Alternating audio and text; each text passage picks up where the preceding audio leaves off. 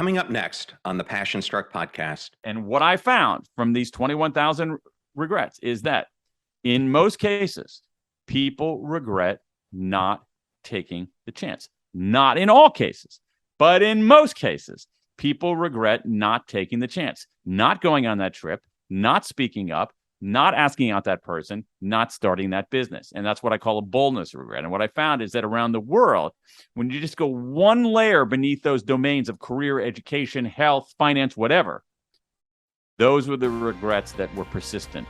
Welcome to Passion Struck. Hi, I'm your host, John R. Miles, and on the show, we decipher the secrets, tips, and guidance of the world's most inspiring people and turn their wisdom into practical advice for you and those around you. Our mission is to help you unlock the power of intentionality so that you can become the best version of yourself. If you're new to the show, I offer advice and answer listener questions on Fridays. We have long-form interviews the rest of the week with guests ranging from astronauts to authors, CEOs, creators, innovators, scientists, military leaders, visionaries, and athletes. Now, let's go out there and become Passion Struck. Hello, everyone, and welcome back to episode 233 of Passion Struck. And I hope for those of you who celebrated either Hanukkah or Christmas that you had a truly wonderful holiday. And I so appreciate it that you're here today to listen and learn how to live better, be better, and impact the world. And I wanted to share some incredible news that we received over the past couple of weeks. That Interview Valet has recognized us as being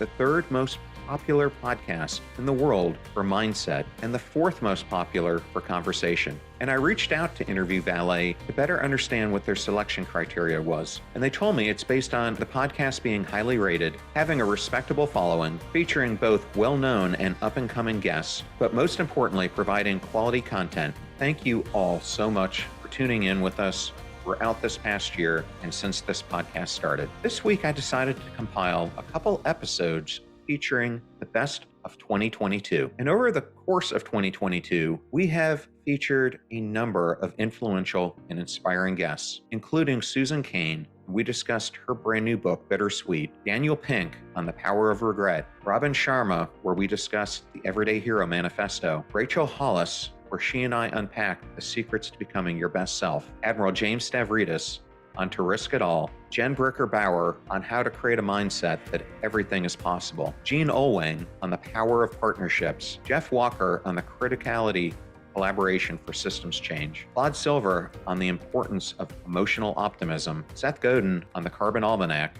and Jeff Struecker on the importance of being a man of your word. Here are some of the best moments from those interviews that I did with those guests. Thank you for choosing Passion Struck and choosing me to be your host and guide on your journey to creating an intentional life. Now, let that journey begin.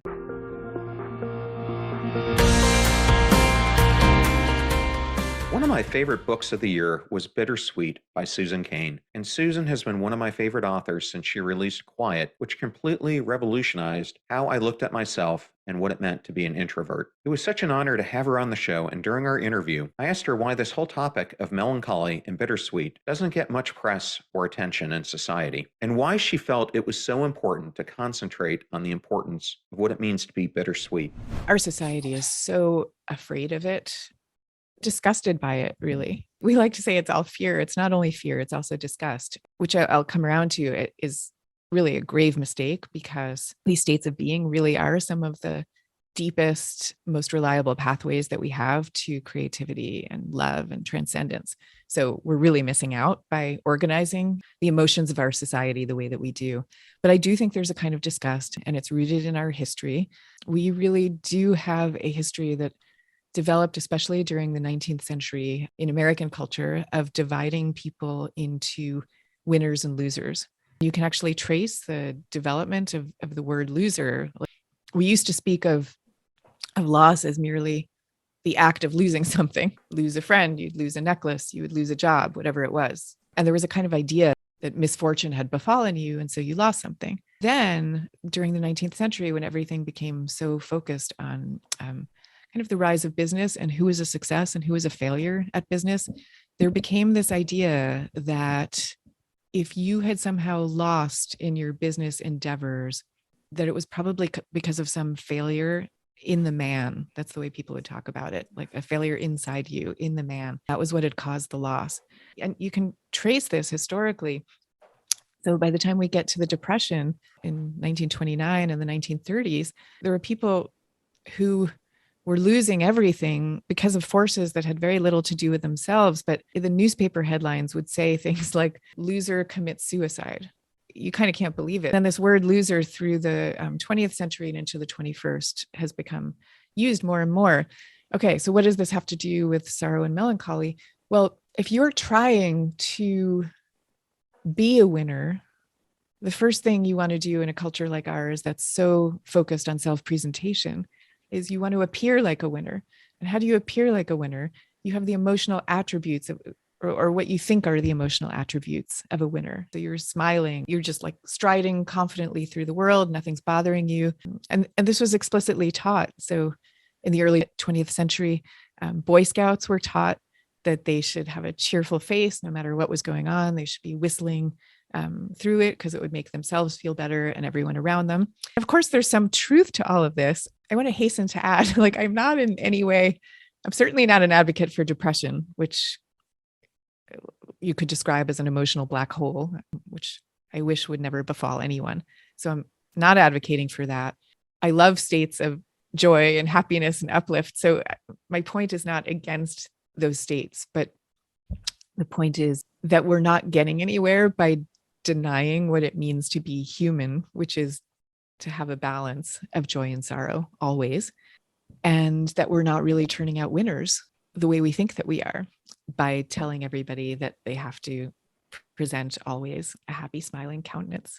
I could give you an example of how that's playing out in college campuses, if you like. I went to Princeton, which is relevant for this story because Princeton, especially back then, I think it probably is still, had a culture where people were very shiny.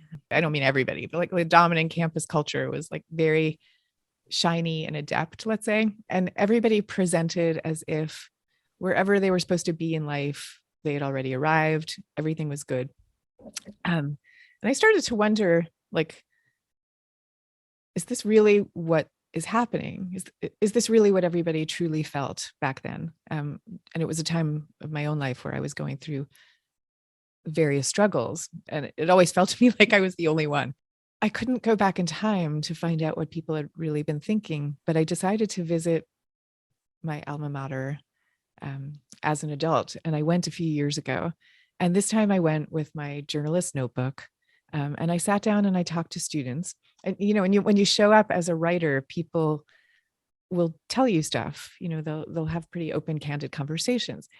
And what I learned about 2 minutes, literally like 2 minutes into these conversations, students started telling me about this phenomenon that they call effortless perfection, which is apparently a catchphrase at many of the country's universities. And it basically describes this social pressure that students feel to be perfect, to be attractive, beautiful, thin, fit, socially skilled, athletic, great grades. Like they're supposed to be everything. And then on top of that, it's all supposed to appear to come effortlessly. And this is a really great pressure. And it explains why in recent years, there's been a kind of rash of media reports of students, of college students who were dying by suicide only days after they had been posting on Instagram, these smiling, shiny photographs of themselves surrounded by all their friends, so like these people who appeared to have everything going. But so much is a facade that we're presenting to the world. And I think that if we could learn instead, well, let me back up. The message that we are sending our kids and our adult selves, the message is that when things are going well, that's the main story.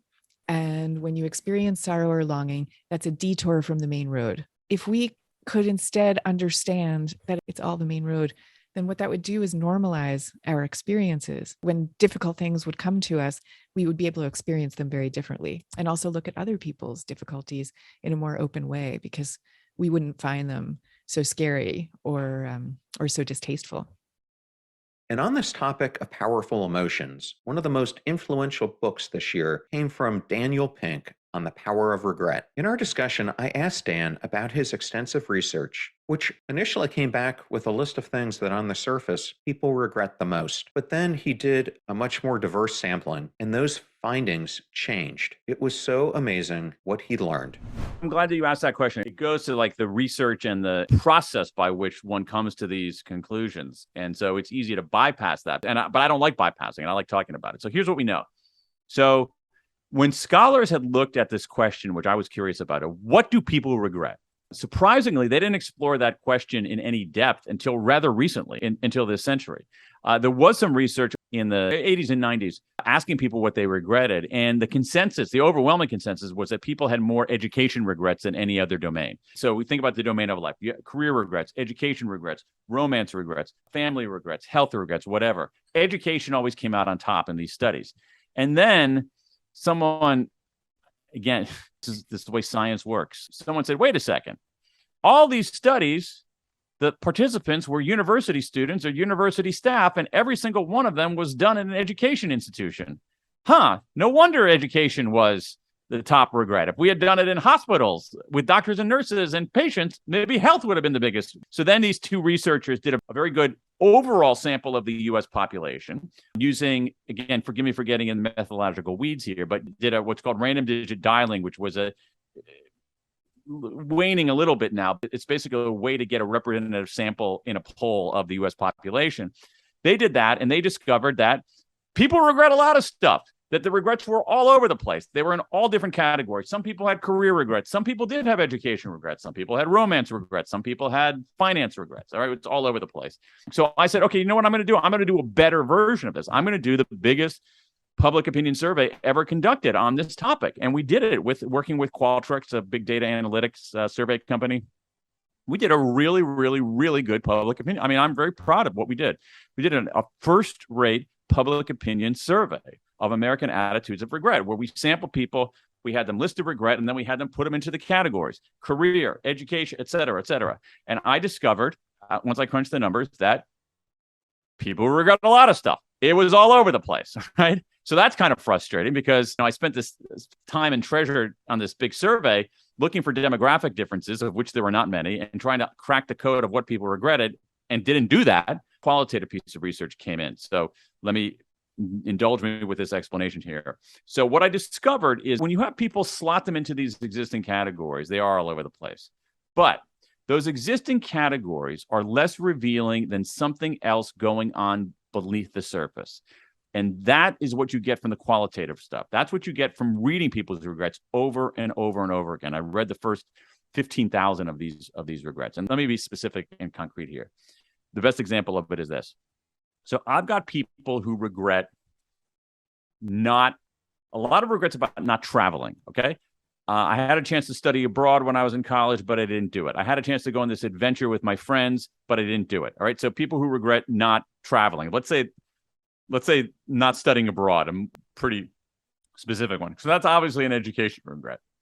Then you have people who, and I got lots of these, people who regret not asking somebody out on a date. X years ago, there was a person who I was really interested in romantically. I wanted to ask them out on a date, but I was too chicken, and I've regretted it ever since. I got a lot of those. From around the world. So that's a romance regret, right? So then I've got also a huge number from around the world are basically, hey, I stayed in this lackluster job. I wanted to start a business. I always wanted to be an entrepreneur, but I didn't have the guts to go out and do it. I wanted to start a business. I wanted to launch an enterprise, but I didn't do it, and I didn't have the guts. Okay, so that's a career regret. But in my view, and I think it's pretty clear, those three regrets are all the same. They're a regret about being at a juncture and having a choice of either playing it safe or taking a chance.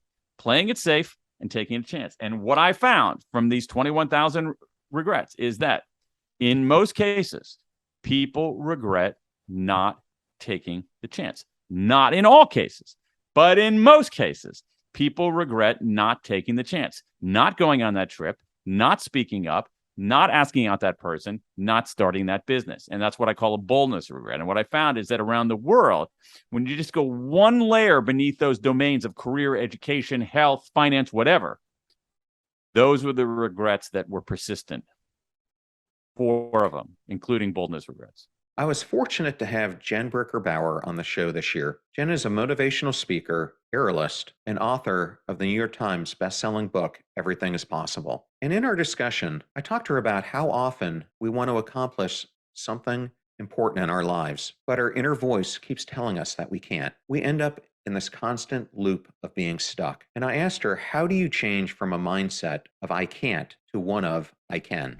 There's a lot in that. I normally kind of have my ending message wrapped up with all these things, but I'd say if anyone has seen stuff online or anything, a lot of headlines or titles have been can't isn't part of your vocabulary, or can is a 4-letter word, and things like that. That's from my book and just from headlines that people have made. And so that comes from my childhood, where my parents said can't isn't part of your vocabulary. Where that comes into play is kind of tied into your question. So it's more than just like saying that as a sentence. It's removing that from your thought process and from your life, and not in just some philosophical way, but in like a reality kind of day-to-day thing. So the title of my book is Everything is Possible. I didn't like do this. I didn't try to make up some master plan. I just, as the book came out and as I talked more, I'm like, that's actually hand in hand. So the taking the can't out of your vocabulary and the everything is possible, the way it comes out practically is like the one thing that all of us have in common. There's one thing everybody in the whole world, no matter where you're from, has in common, and that's obstacles and struggles, because nobody is free from those. Nobody gets a free pass in life from that. Nobody. So it's kind of like it's a nice equalizer, levels the playing field. And the way I think that it plays out practically is that we all are going to have like these mountains in our lives. And so when the mountain comes, because it's wind, and we see the mountain, and sometimes we're afraid, and we're like, how am I going to get, like, I don't even have all the answers. That's like, yeah, that's normal. I mean, I have certainly been there, and I will be there again. All of us will. But I think where it practically makes a difference is that if we can look at the mountain and be like, okay, I don't have all the answers. I am afraid. Like, I don't know. But if I believe at least that I know I can somehow get to the other side, that I have to go around or over it or chisel through a little every day, day by day, believing that it's possible, I think that is where we win and lose the battle. Just there, like before we even go over it. Or it's the difference of looking at it and being like paralyzed and then never moving, or being terrified and then just running away from it. You know what I mean? And I think that is I like practical things and things that I can just make sense to me. And so for me, that whole taking can't out of your vocabulary and everything is possible, that is to me how you can kind of break it down into this like, oh yeah, okay, that makes sense. And it's also like a day by day thing. It doesn't have to be this huge unattainable thing, that's like out there somewhere in the wind, but it's just this, okay, today, yep, this situation sucks, or it's overwhelming, or it's whatever, but I believe, or I don't. That's kind of it. It's either we believe it or we don't, that it's possible to somehow get over there. And that doesn't mean that it's going to be fast, but at least you believe that you can, and that motivates you. You know what I mean? Like it gives us that grit and that just the belief that like, yeah, I can get through that. I can do it. Another one of my favorite interviews this year was with Admiral James Stavridis, and we discussed his book, To Risk It All. During our interview, I asked Admiral Stavridis about the true meaning of courage through the story of Medal of Honor winner Commander Ernest Evans. The book you want to read here is The Last Stand of the Tin Can Sailors. Great title, right? By James Hornfisher. It's an extraordinary book. And it tells the story of a handful of destroyers. The Japanese think, well, this can't be just a bunch of destroyers charging us. Clearly, there's a main American battle fleet back there. So they shoot up these destroyers. They sink the Evans. They sink a number of others.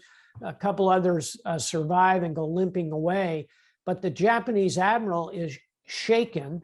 He just can't imagine that a bunch of destroyers would attack the massive main thrust of the Japanese battle line. So he turns around, and that's what saves this American landing force. I mean, casualties would have been tens of thousands, if not over 100,000 could have been killed down there. It's really a remarkable moment. So that's the story of Commander Evans, who tragically does not survive. He's badly wounded on the bridge of the ship. Ship is sinking. He's last seen in the water, trying to rally his crew. He's been wounded in 3 places. The odds are high that he simply died and slipped into the waves. By the way, just a year ago, the USS Evans was found and recovered. One of the deepest, not recovered, we didn't bring it up, but we found it. We put artificial capability on it to examine it. We know it's the USS Evans. We know it's his ship, so it's been found.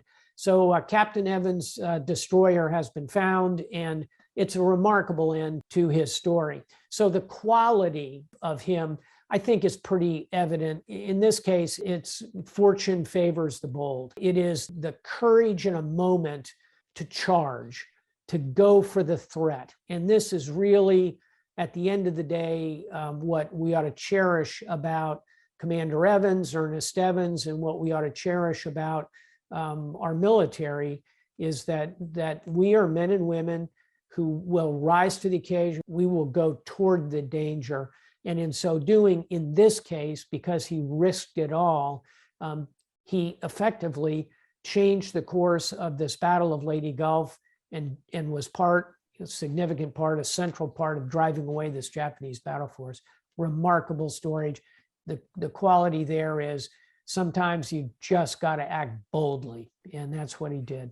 One of my other favorite authors is Gretchen Rubin, and she and I discussed happiness, the importance of knowing yourself, and how to declutter your life. But another topic that I asked her about was that if there are many problems in your life that you need to work on, how does one identify the priorities, as well as how do you go about fixing them? Ooh, what a great question. So I think that there are a couple ways to think about this, depending on what perspective you want to take. One, I think, is start with your own body, because our physical experience always colors our emotional experience. And it's very hard sometimes to do bigger things, more transcendent things, when you just are struggling with your physical self.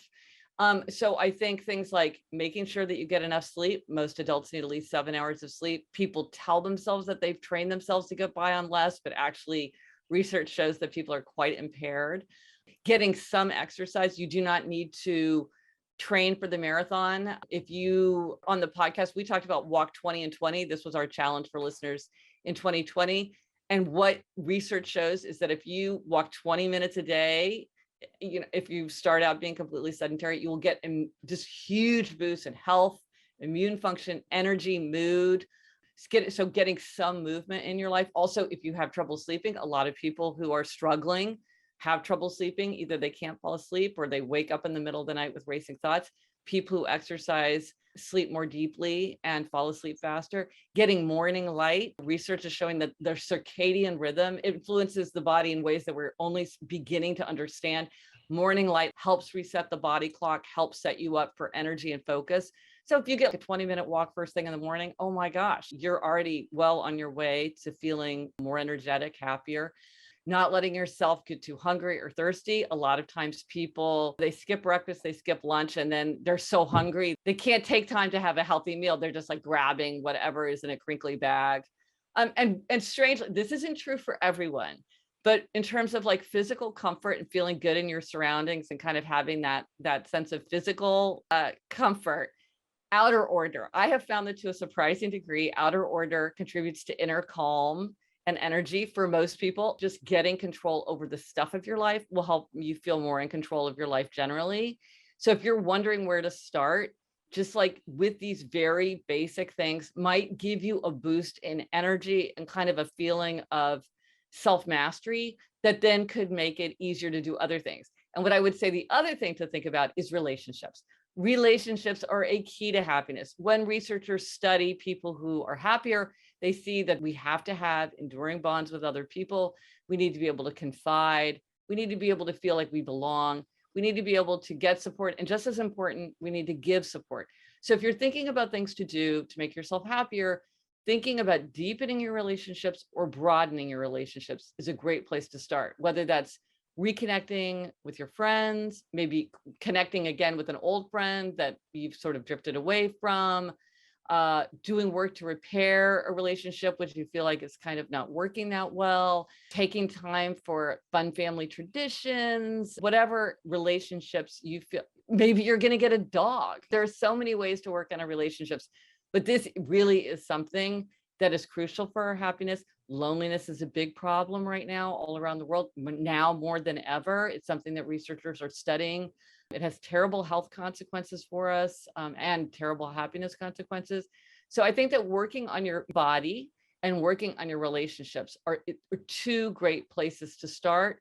Once those are you're in a better place with those, then I think it starts to feel easier to work on other things that you might also have as priorities, but you have to start somewhere. So I would start with those two areas. Seth Godin joined me to discuss a very different topic from many that I cover here on the podcast. He was instrumental in coordinating the creation of the Carbon Almanac, which is a book that lays out about 1,000 different facts on climate change and does it through the lens of having over 300 different collaborators put this information together. And during our interview, I asked him why it's going to take systems change to solve this global issue.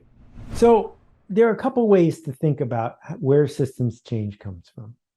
And if you think about the fact that 100 years ago, with very little technology compared to today, human beings paved most of the earth.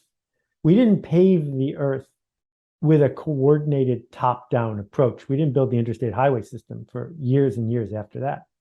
It's because we created the economic and cultural conditions for it to work. That if you didn't have a road near your house and you couldn't get to Disney World or Disneyland, then you spoke up because you needed a road. That when Henry Ford figured out how to make a car at 1/3 the price, suddenly a lot of people wanted to buy a car, and that led to the rise of gas stations. Who wants a car if there are no gas stations? Hard to sell that, right? And so the system ends up changing. So what needs to shift is the inputs of the system so that the marketplace can wake up and start doing things appropriately. So a simple example is if it's 20 minutes faster for somebody to get on a private jet to fly to England instead of taking a commercial flight, it's their company's money, they might do it. But what we're seeing in places like France is they're saying, we don't want 15% of all of our air travel to be private jets. It's hurting all of us. So if it turns out that you take private jet fuel and charge twice as much for private jet fuel, people will make different choices about how to fly somewhere. And those choices are based on the costs of the inputs.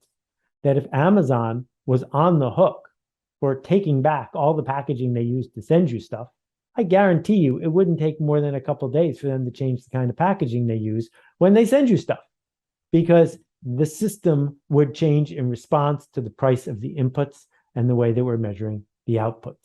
So there are lots of ways to do it. One of the things that gets talked about in the Almanac, again, none of this is my opinion, we are reporting what other people have shown, is that when you offer people a climate dividend, when you send everybody a check for $3,000 or $4,000 or $5,000 and pay for that by appropriately charging for carbon, people change what they buy. And they do that in a way that causes the systems to change. That is completely different than the myth of plastics recycling, because it turns out almost no plastic is successfully recycled after you drop it in the blue bin.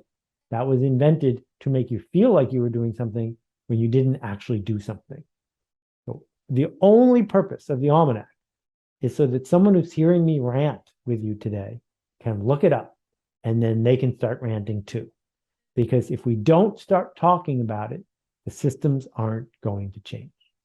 Rachel Hollis is a 3-time New York Times bestselling author, the host of the very popular Rachel Hollis Show, which has over 100 million downloads, and one of the most sought-after motivational speakers in the world. She and I had a very candid discussion about how her life has transformed over the past few years. And I asked her about this season of her life, how she was able to overcome its challenges, and her advice for listeners.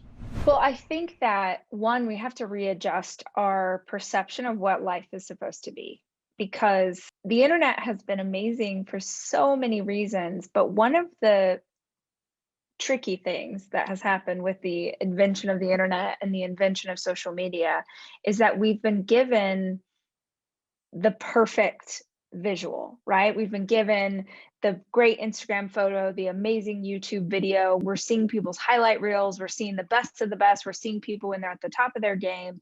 And it does really mess with our psychology to make us believe that that's what life is like all the time, that we always have it together, that we always have the right answer, that we always do the right thing or win the game or have successes. And that's just not real, and it's not accurate, and it's hurtful to believe something different. My audience is predominantly women, so I can tell you after 15 years of doing this work that the thing women are most petrified of is failure. They're so afraid of getting it wrong. They're so afraid of doing it wrong. And if you unpack that with them, if you sort of dig deeper and try and understand the psychology there, what you find is that they're not afraid of failing. They're afraid of other people seeing them fail. Those are two very different things. And if you're afraid of other people seeing you fail, you will never do anything.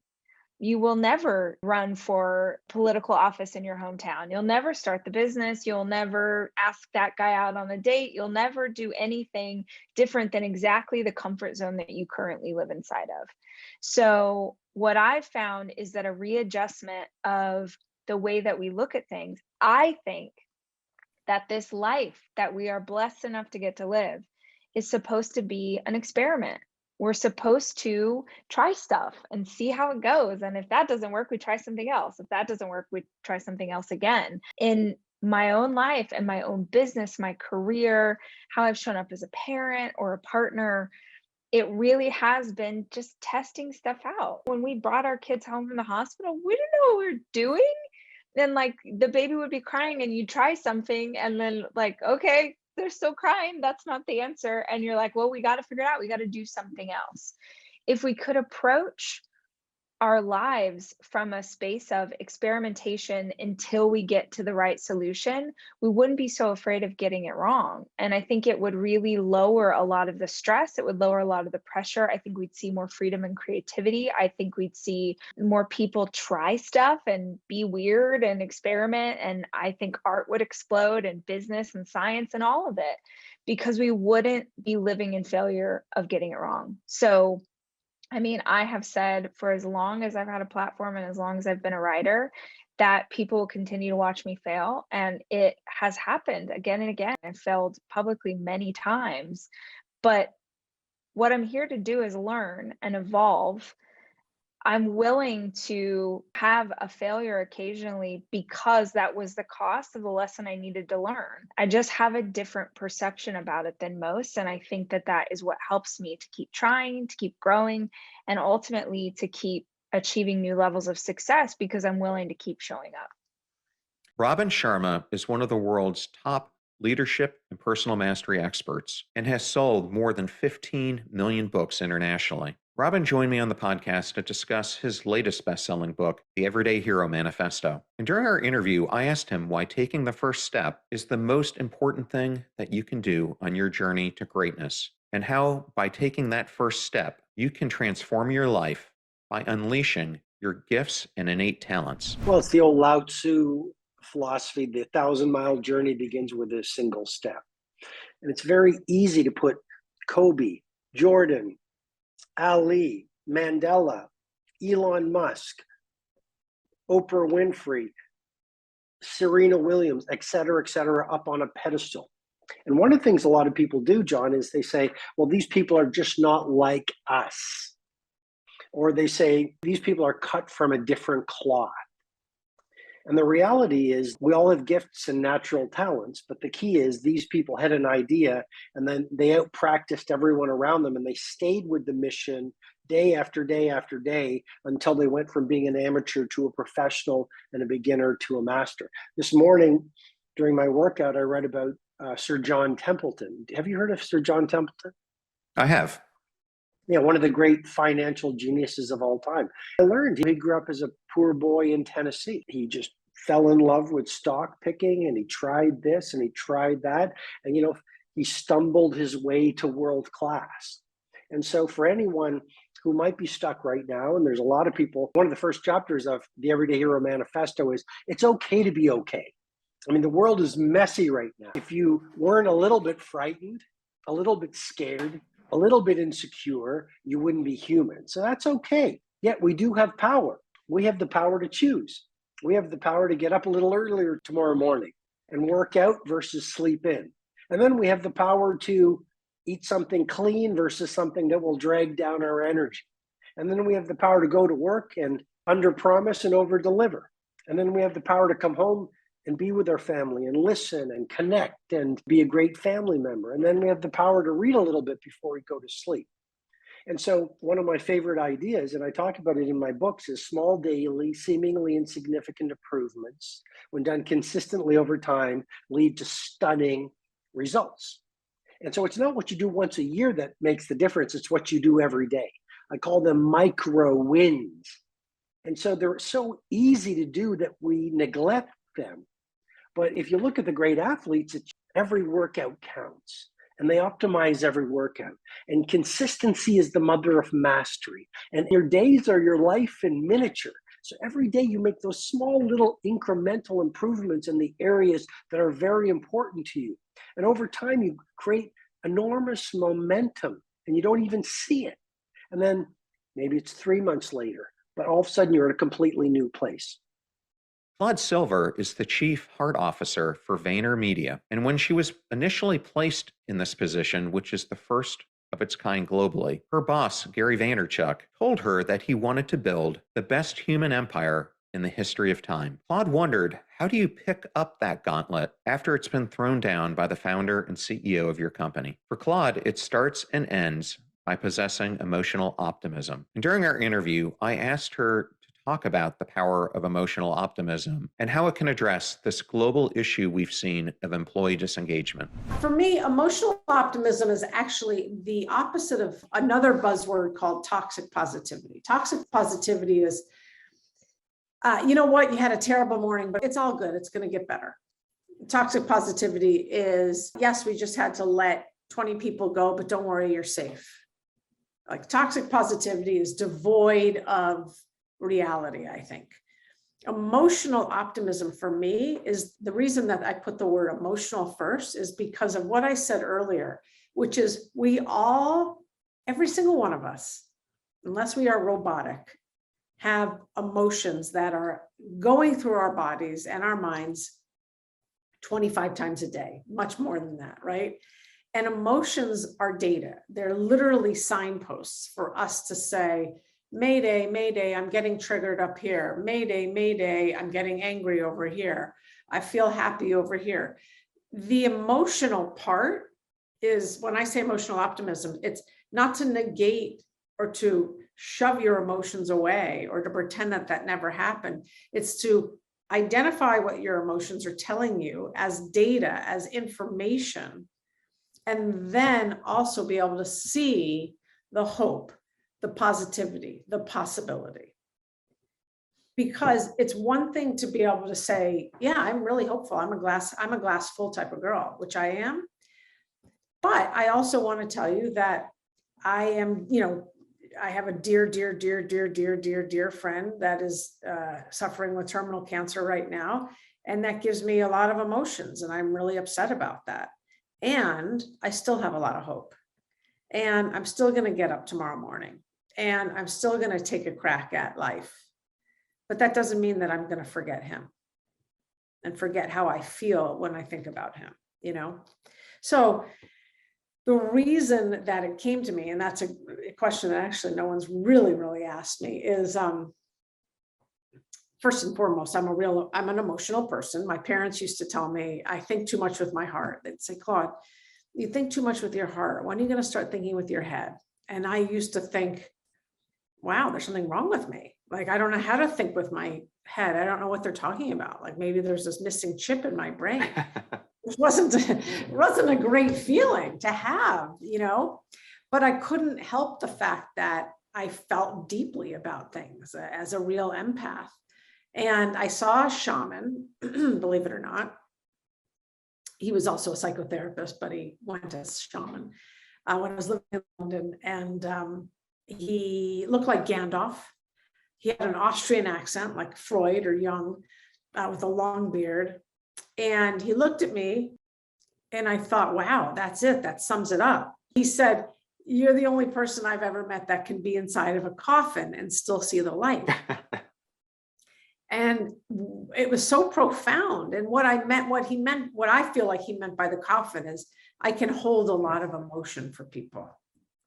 I can hold space for people. And I also know that I don't have to have the answers, that it's not about me, and that I can be a passenger and ride shotgun with people in their journey.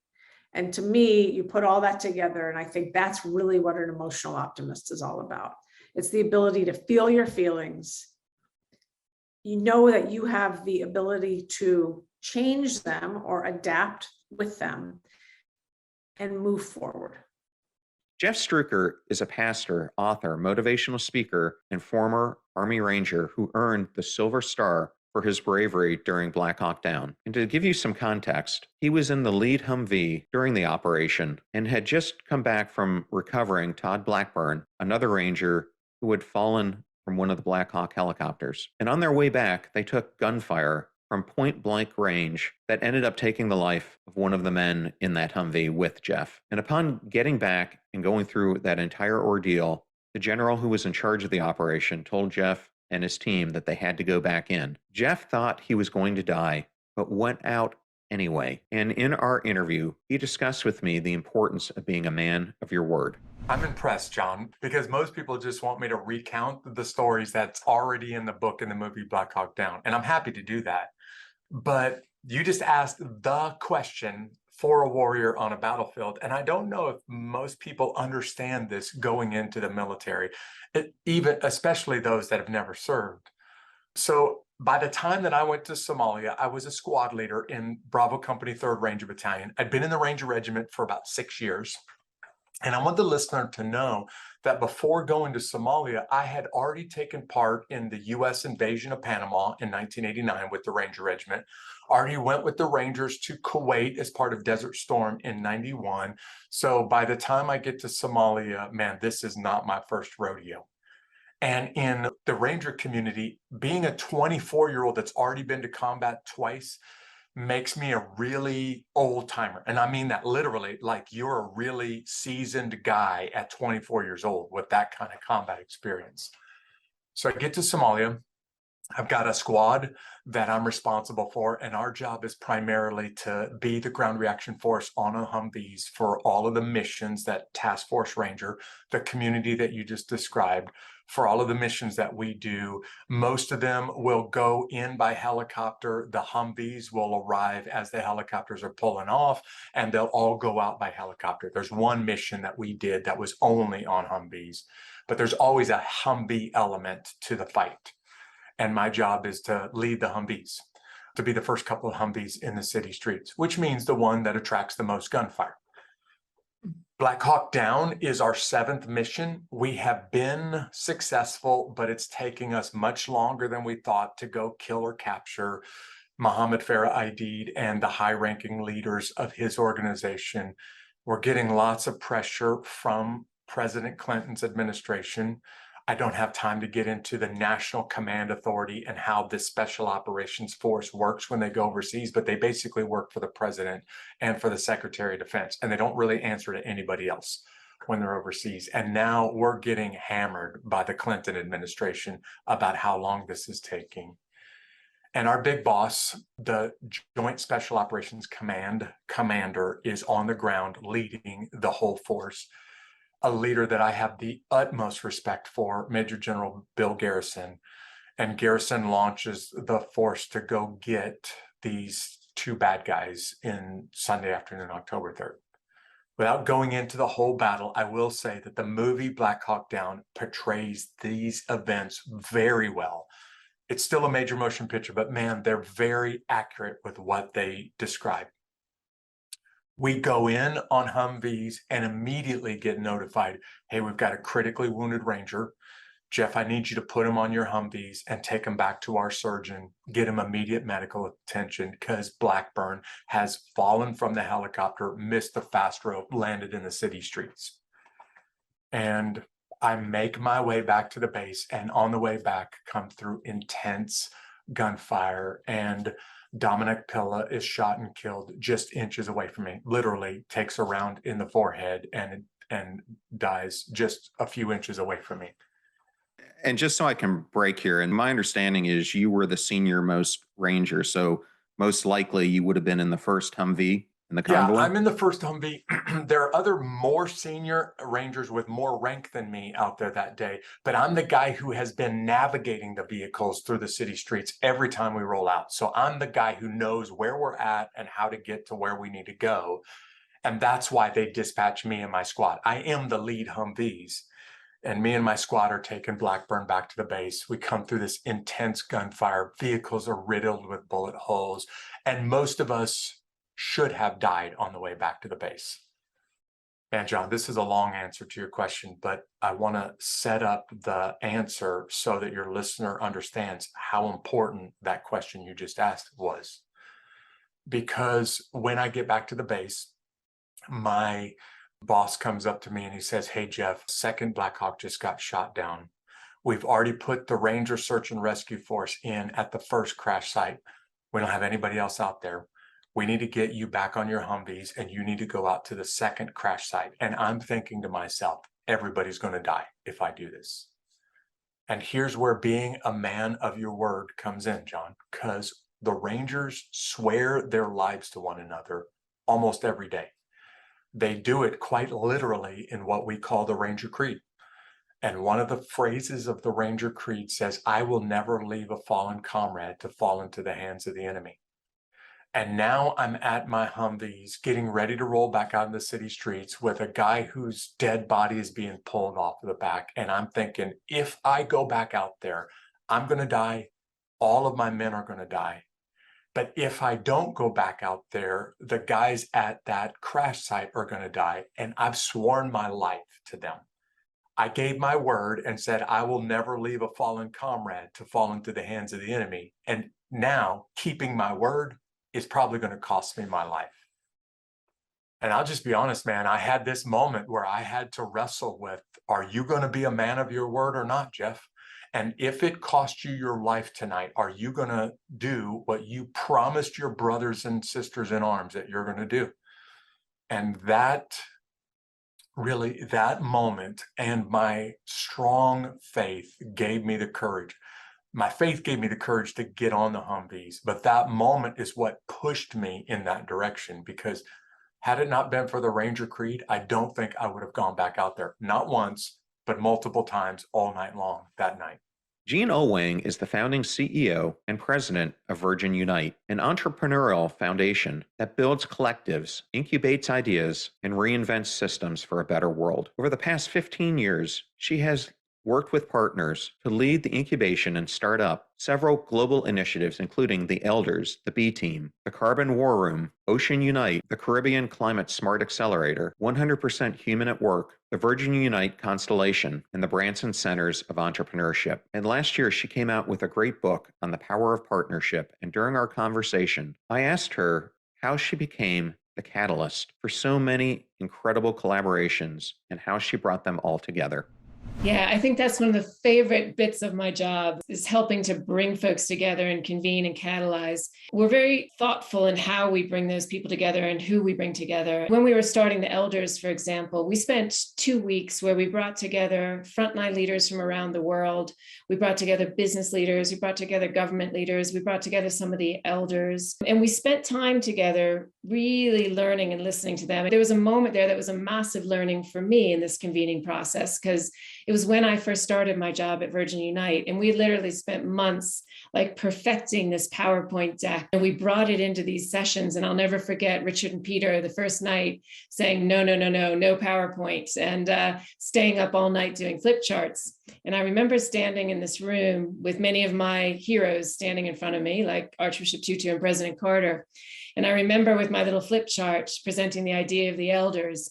And I remember President Carter's like piercing blue eyes looking at me, and I'm thinking, he must love this idea. He's paying such great attention. And then I finish. And at the end, he stood up and he said, I don't like this idea at all. And I just remember looking at the back of the room and seeing Richard and Peter's face almost falling to the floor. And I literally wanted to melt into the cement. And we scurried back into what was Richard's office at the time. And I've never before or since seen them so silent. And we were just like, oh my gosh, what are we going to do now? And then it was this beautiful moment where we picked ourselves up. We believed in each other. We believed in the idea. We brought ourselves back out into this group of 50 or so people with President Carter there still. And for the next 2 weeks, we co-created the idea of the elders with this group of very different people from all over the world. And by the end of those 2 weeks, the idea was way stronger than the one we came in with. So it was such a good lesson for me about this sense of co-creation. When President Carter eventually retired from the elders, many, many years later, he said it was one of the most important things he'd ever done in his life. And part of that was because he was there at the beginning helping co-create it and build that set of values and that purpose in it. And so in convening and catalyzing, I think one of the most important things we do is we listen and we pause and we bring different people from across different views together to really make sure in that early stage when it's just forming, the ideas forming, we really think through it. And I think one of the things through this exercise of interviewing these 65 partnerships for the book Partnering that was really clear to me is often we'll bring collectives together and we'll bring people in the room because of their title or because of their experience. But what we should also be thinking about is what are the relationships in that group, making sure that at the center of that group, we have some people that have a deep connection with each other so they can model the right values. They can make sure that it stays on track, that they can model how to celebrate fiction. And we don't think about that often at the center of these collaborations. I had on Jeff Walker. And if you're not familiar with Jeff, for over 25 years, he was the founder and CEO of CMP Capital and JP Morgan Partners. He also became the vice chairman of JP Morgan and Company, as well as becoming the chairman of the JP Morgan Charitable Foundation. He is currently the chairman of New Profit, a social change investment fund, and vice chair in the office of the United Nations Envoy on Health. Jeff is one of the most prolific philanthropists I have ever met, and he has sat on more than a dozen different boards. And we discussed in our interview the importance of collaboration in creating impactful systems change. We've been exploring that for a while and written some pieces on that. My last book, The Generosity Network, is about lowering those walls between donors and doers. And it's understanding that we all have something to offer, and actually we're all afraid to partner with someone else. And so not only is it hard for a social entrepreneur to go to someone and say, can you help me do this? Can you help fund me? But that person on the other side is afraid that they're going to be treated just like money, or they're going to be treated, as someone who they have to be put up with and reported to, as opposed to becoming their partner. And that person's afraid of what their spouses are saying or what the other world will say if they make a bad investment. So the strategy that we've come up with that seems to work for many others is to build these collaborative partnerships. And I chair also another social change group, a venture philanthropy group called New Profit. And we help start up Teach for America and Teach for All and KIPP schools and a whole bunch of other things over the last 20 years. And we look at these collaborative models and say, how can we take businesses, individuals, foundations, and collaborate on a problem like workforce? How do we train more people and upskill them more effectively and more cost effectively? And we can do this better if we work together. And we did an X Prize, we brought Walmart and Marriott and Lumina and a variety of others together because they actually wanted to take their employees and give them and upskill them. And if they got jobs in another company, that's a success. And so whatever that is, let's have a strategy that everyone wins from and that they can share these strategies across companies, across individuals. At New Profit, our board, we have private equity guys, venture guys, but we all love working with each other. Hearing from Wendy Kopp about what she's been doing and Teach for All. And so starting to figure out and set up these philanthropic support groups is a winning strategy. We did that in malaria. We've done that in community health. I have a partnership over the last 12 years to bring community health to Africa, and over the last 3 years back to the United States. It's a set of philanthropists who we just love on Thursdays at 10 o'clock to get on Zoom with each other and talk about what we're working on with our team. And we have a small team that we help fund of people that I call catalysts. These are orchestrators. These are people that help unify different parties together for a common cause, like ending deaths from malaria, like cutting in half maternal deaths in New Jersey, and others.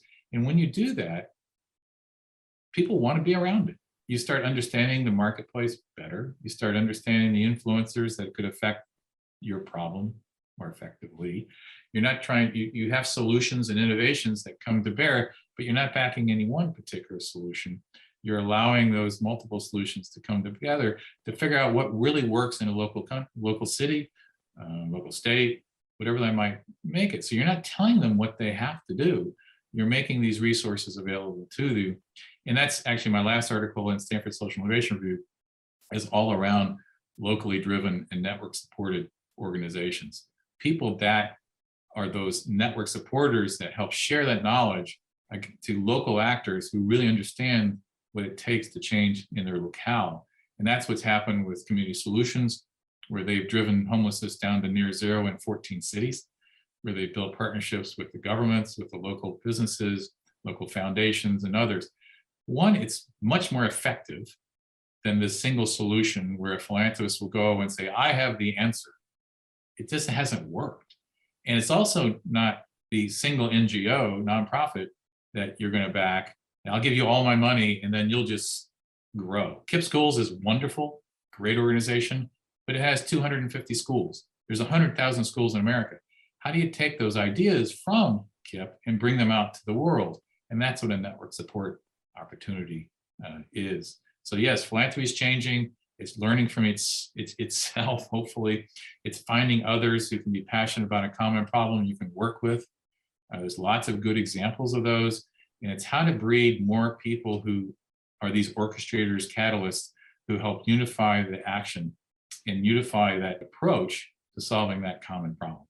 I hope that you enjoyed today's show, but more importantly, I hope that over the course of 2022, that we brought you content that was transformational to your life. Links to all the guests from today's shows and their episodes will be in the show notes on passionstruck.com. Please use our website links if you buy any of the books from the guests that we feature on the show. All the proceeds go to supporting the show and making it free for our listeners. Advertiser deals and discount codes are in one convenient place at passionstruck.com/deals. Videos are on YouTube, both at John R. Miles and on our new clip station, Passionstruck Clips. Please check them both out and subscribe. I'm at John R. Miles both on Twitter and Instagram.